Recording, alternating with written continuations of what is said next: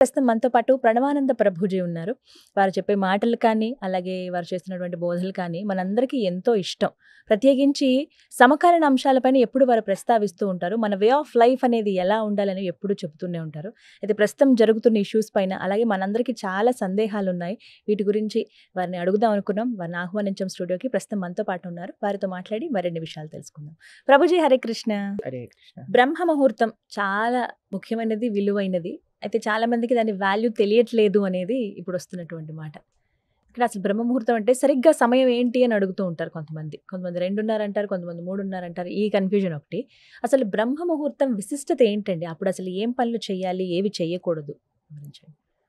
జీవుణ్ణి ఉద్ధరించడానికి చేసే పనులన్నీ బ్రహ్మ ముహూర్తంలో చేయాలి.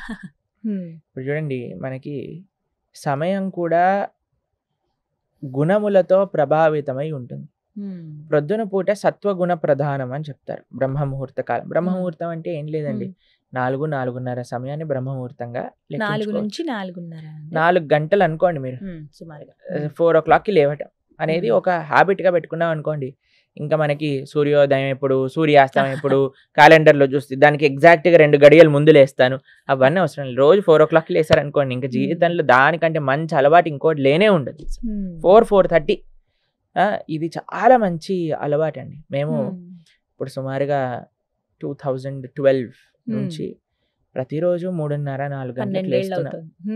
కాబట్టి మాకు తెలుసు ఆ అనుభూతి. ప్రొద్దున పూట బ్రహ్మ ముహూర్తంలో లేచి ఆ సాధన చేసుకోవటం, దానివల్ల వచ్చే శక్తి, దానివల్ల వచ్చే ఒక భగవద్ అనుభూతి, దానివల్ల మనకి లభించే ఒక పాజిటివిటీ, మానసిక బలము అనేది చాలా విశేషం.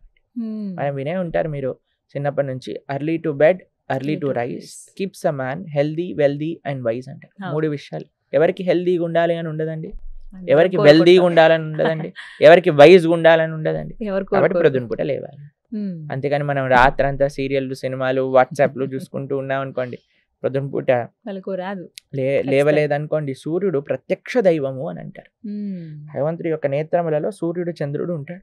స్వామి యొక్క అంశ ఆ సూర్యుడి లోపల అందుకే మనం సంధ్యాబంధనం చేసినప్పుడు సూర్య మండల మధ్యలో ఉండే నారాయణుడికి మనం అర్ఘ్యం సమర్పణ చేస్తాం అన్నమాట. సంధ్యాబంధనం చేసేటప్పుడు ఆ మంత్రాలు మనం చేసుకున్నప్పుడు ఆ అనుష్ఠానంలోకి వస్తాయి. అప్పుడు స్వామియే సాక్షాత్తుగా, ఇప్పుడు చూడండి, మీ ఇంటికి ఒక పెద్ద వచ్చారనుకోండి, మనం హ్యాపీ పడుకొని ప్రొద్దున పూట 10 గంటలకు లేసి వచ్చాడా ఆయన, బాగున్నాడా, తిన్నాడా అని మనం వెళ్ళిపోతామండి. గౌరవంగా ఉంటాడు. ఆయన వచ్చే లోపలనే లేసి మనం అన్ని సిద్ధం చేసుకొని రూమ్ అంతా క్లీన్గా నీట్గా పెట్టుకొని ఆయనకు కావాల్సిన వస్తువులన్నీ పెట్టుకొని రెడీగా ఉంటాం. అంతే కదండి. అలానే సాక్షాత్తుగా భగవంతుడు సూర్యమండల మధ్యలో ఉద్భవిస్తూ ఉన్నప్పుడు ఆయన వచ్చే లోపలే మనం రెడీ అయిపోయి ఆయనను స్వాగతించడానికి రెడీగా ఉండాలి. ఆ సమయం ఎంతో ఇంపార్టెంట్. మీరు చూడండి, చిన్నప్పుడు ప్రొద్దున లేసి చదువుకో బాగా ఎక్కుతుంది, ప్రొద్దున లేసి చదువుకో బాగా ఎక్కుతుంది. నేను చదువుకునే సమయంలో అండి, ఇంజనీరింగ్ చేసేటప్పుడైనా 10th 11th 12th ఏ టైంలోనైనా ఏం చేసేవాళ్ళం అంటే ప్రొద్దున్నే లేసేవాళ్ళం. ఎగ్జామ్ ముందు లేసి, అయితే చాలా ప్రొద్దున పూట లేసినప్పుడు నిద్ర వచ్చేదన్నమాట. అప్పుడు మేము ఒక స్టడీ చూసాం అనమాట. ఏంటంటే ప్రొద్దున పూట లేసాక ఎప్పుడైనా ఆపిల్ తింటే నిద్రపోతుంది అని. అయితే ప్రొద్దున పూట లేసి స్నానం చేసి ఆపిల్ తినేసేవాళ్ళం. నిజంగా నిద్ర వచ్చేది కాదు, ఇంకా చదువుకుంటూ ఉండేవాళ్ళం. మేము ఎక్కువ చదివే వాళ్ళం కాదండి, ఉత్తే ఎగ్జామ్ ముందే అలా చదువుకొని వెళ్ళిపోయేవాళ్ళం. అన్నిట్లో ఫుల్ మార్కులు వచ్చేసేవి అనమాట. జ్ఞాపక శక్తి బాగుంటుంది అయితే మీకు. అయితే అది చాలా ప్రభావితం చేస్తుంది. అప్పుడు చదువు ఎలా బాగా అయితే చదువుకోగలిగామో, ఇప్పుడు ఆధ్యాత్మిక సాధన కూడా అంత బాగా చేయగలుగుతున్నాం. ప్రొద్దున్నే లేసి జపం చేసుకోగలుగుతాం. రాత్రి ఎంతసేపు అయినా వెలుకుని ఉంటాం కానీ తెల్లారి మాత్రం లేవలేమండి అంటారు చాలా మంది. ఎందుకో తెలుసా అండి, దాన్ని రాక్షస ప్రవృత్తి అంటారు. ఎందుకంటే రాక్షసులకు నిశాచరులు అని పేరు. తెలిసినా మీకు? రాత్రిపూట తిరుగుతాయి. ఇప్పుడు చూడండి, ఇంట్లో పిల్లలకి ఏం చెప్తాయి, ఏయ్ రాత్రిపూట అన్ని దయ్యాలు ఉంటాయి, పడుకోండి అని చెప్తాను చిన్నప్పుడు ఉన్నప్పుడు. అదే మనం పెద్దవాళ్ళు రాత్రులంతా తిరుగుతూ ఉంటారు. దయ్యాలు ఎక్కడో కాదు, ఎవరైతే రాత్రిపూట తిరుగుతారో వాళ్ళే దయ్యాలు. కాబట్టి మనము ఒక మంచి మనిషి, ఒక మంచి బిహేవియర్ ఉన్న, డిసిప్లిన్ ఉన్న వాళ్ళు ఏం చేస్తారు అని అంటే త్వరగా పడుకుంటారు. మీకు ఒక విషయం చెప్తానండి, ఇక్కడ ఇండియాలో నేను చూస్తే చాలా మందికి 10-11 కామన్ టైం నిద్రపోవడం. 11:30, 12. 11 మీకు ఒక దాటాలి విషయం చెప్తే అంతే. ఆశ్చర్యపోతారు. ప్రపంచంలో మేము ఎక్కడికి వెళ్ళినా చూస్తాము 6, 6:30, 7, 7:30 కల్లా అన్నీ మూసేసుకొని పడుకుంటారు. హా, హా. అంటే సాధారణంగా పల్లెటూర్లలో ఇలా చూస్తాము. ఇప్పుడు పల్లెటూర్లలో కూడా అన్ని ఊర్ల పైన డిష్లు ఉన్నాయి కదండి, వాళ్ళు కూడా నిద్రపోనివ్వట్లేదు. ఎందుకంటే అన్ని తలుపులేసుకొని మెయిన్ ఇంట్లో సీరియల్లు 8:30, 9కే కదా వచ్చేవి. అవును.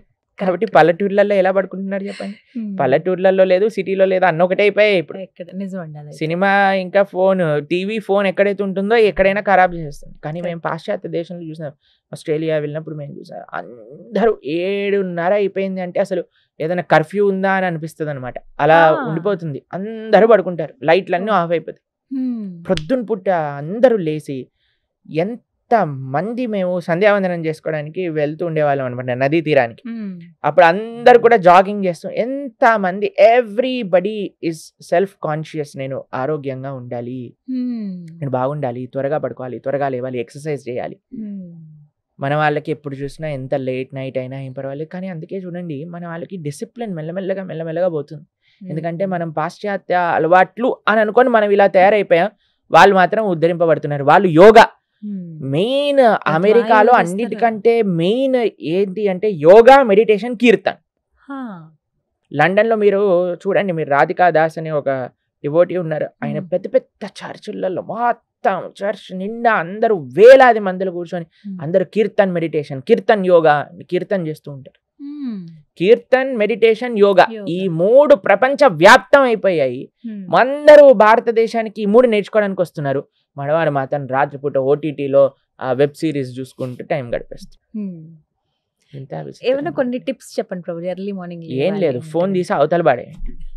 8:30 అయిందంటే ఫోన్ స్విచ్ ఆఫ్ చేసేసండి. ఏమి ప్రపంచం మునిగిపోదు నువ్వు ఫోన్ ఆఫ్ చేయటం వల్ల, అది గుర్తుపెట్టుకోవాలి. టెన్షన్ అందరు అనుకుంటారు వామ్మో నా ఫోన్ లేకపోతే, నేను ఫోన్ ఆన్సర్ చేయకపోతే, నేను మెసేజ్కి రిప్లై చేయకపోతే ఏమవుతుంది?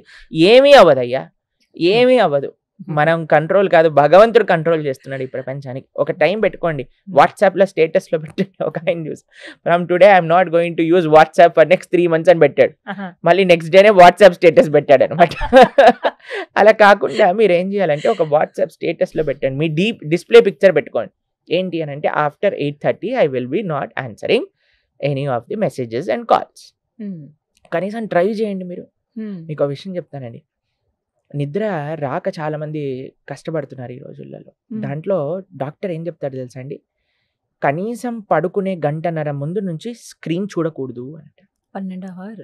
ఆ స్క్రీన్ వల్ల, స్క్రీన్ లో నుంచి వచ్చే ఆ లైట్ మనస్సుని హైపర్ యాక్టివ్ చేసేస్తుంది అనమాట, నిద్ర రానివ్వకుండా.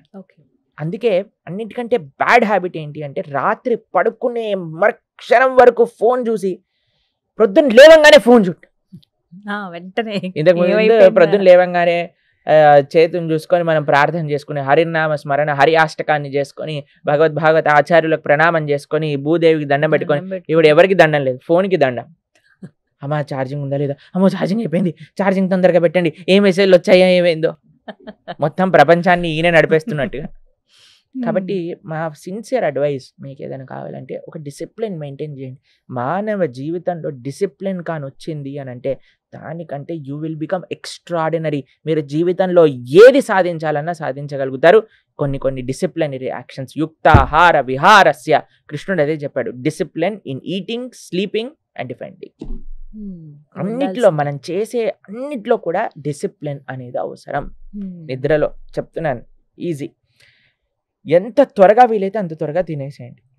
ఈవినింగ్స్ 6:30, 7 కల్లా అయిపోవాలి డిన్నర్. 8:30 కల్లా ఫోన్ పక్కన పెట్టేసేయండి.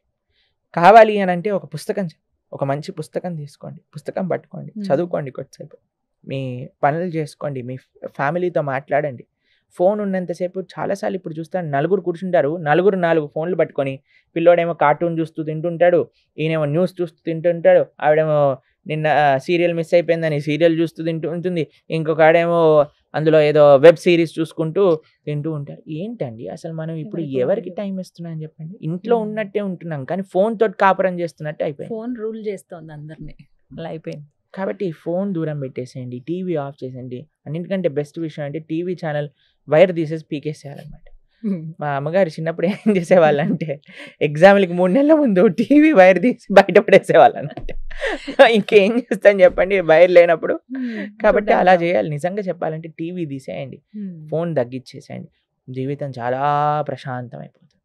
టైంకి పడుకుంటారు, టైంకి లేస్తారు బ్రహ్మాండంగా. మా ఆశ్రమానికి వచ్చినప్పుడు చాలాసార్లు ఫోన్ వచ్చేదన్నమాట.